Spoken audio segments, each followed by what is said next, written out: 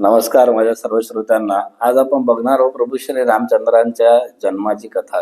श्री रामनवमी निमित्त आपण हा व्हिडिओ करत आहोत.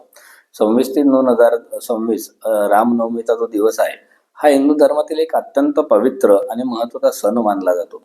चैत्र शुद्ध नवमीला प्रभू श्री रामांचा जन्म झाला म्हणून राम जन्मोत्सव आपण साजरा करतो. त्याचबरोबर रामनवमी शुक्रवारी असल्याने 26 मार्च 2026. आता या सणाबद्दल आपण पारंपरिक आणि पौराणिक थोडीशी माहिती घेऊया. तर पौराणिक संदर्भ काय आहे, तर पौराणिक कथेनुसार अयोध्येचा राजा दशरथ याने पुत्र प्राप्तीसाठी सर्व ऋषींच्या आज्ञेने एक पुत्रकामेष्टी यज्ञ केला होता. त्या पुत्रकामेष्टी यज्ञाचा प्रसाद म्हणून अग्निदेव प्रकट झाले व त्यांनी दशरथ राजाला पायस म्हणजे खिरीचं पात्र दिलं. तर ते पात्र जे आहे हे पायस राजाने आपल्या तीनही राण्यांना म्हणजे कौसल्या, कैकेयी आणि सुमित्रा यांना तिघांना ते समप्रमाणात दिलं. त्यानंतर चैत्र शुद्ध नवमीच्या दिवशी पुनर्वसू नक्षत्रावर आणि कर्क लग्नामध्ये दुपारी 12 वाजता कौशल्याच्या पोटी भगवान श्री विष्णूंचा 7वा अवतार असलेल्या प्रभू श्रीरामांचा जन्म झाला. त्यांचा उद्देश काय होता जन्म घेण्याचा पृथ्वीवरचा? तर पृथ्वीवर अधर्माचा नाश करणे, तसेच रावणासारख्या दुष्ट प्रवृत्तींचा अंत करणे आणि रामराज्य स्थापन करणे हा या अवताराचा मुख्य हेतू होता. त्याचबरोबर रामजन्मोत्सव हा दुपारी 12 वाजता कसा साजरा केला जातो, तर पाळणा म्हणून 12 वाजता प्रभू श्री रामाच्या बालमूर्तीला बालस्वरूपातील फोटोला पाळण्यात ठेवले जाते आणि त्याचबरोबर वेगवेगळ्या पद्धतीचे प्रभू रामचंद्रांचे जे पाळणे आहे, जे गीत आहे ते गायले जातात. त्याचबरोबर पुष्पवृष्टी केली जाते. दुपारी 12 वाजता श्रीराम जय राम जय जय राम या मंत्रघोष करून त्याचा जयघोष करून मूर्तीवर गुलालाची तसेच आपल्या फुलांची पुष्पवृष्टी ही केली जाते. आता आध्यात्मिक महत्व काय आहे, तर प्रभू श्री रामचंद्र यांना आदर्श पुरुष मानले गेले आहे.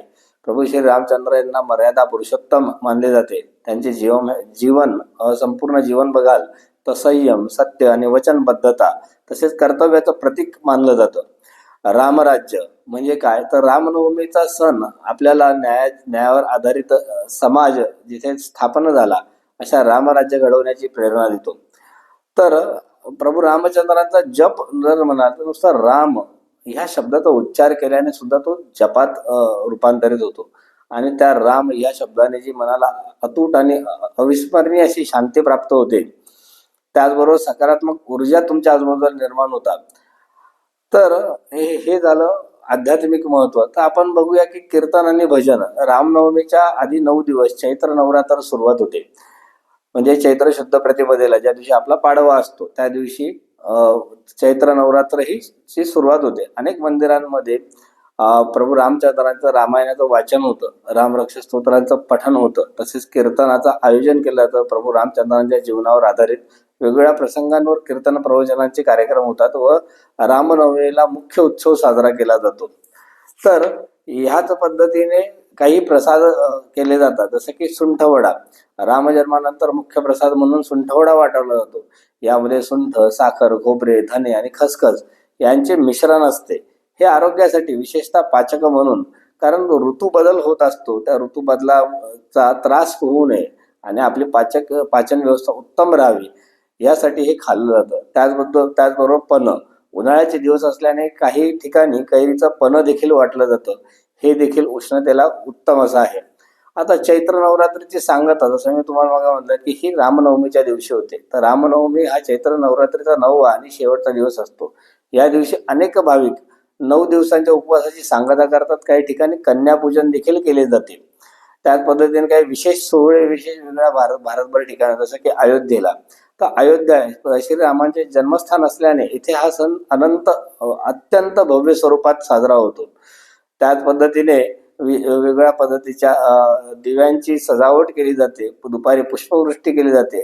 पाळणा गायला जातो. सुंठवडा, कैरीचे पन्हे तसेच त्या भागातील वेगवेगळ्या पद्धतीचे प्रसाद हे अयोध्येत वाटले जातात. त्याच पद्धतीने नाशिक पंचवटी येथे देखील श्री रामजन्माचा मोठा जन्मोत्सव साजरा केला जातो. वनवासात प्रभू श्री रामचंद्र नाशिक येथे बराच कालावधी वास्तव्यास होते, त्यामुळे काळाराम मंदिरामध्ये मोठा उत्सव साजरा होतो. तर माझ्या सर्व व्ह्युअर्सना रामनवमीच्या श्री प्रभू रामचंद्राच्या जन्माच्या उत्सवाच्या हार्दिक शुभेच्छा. धन्यवाद. नमस्कार. श्री गुरुदेव.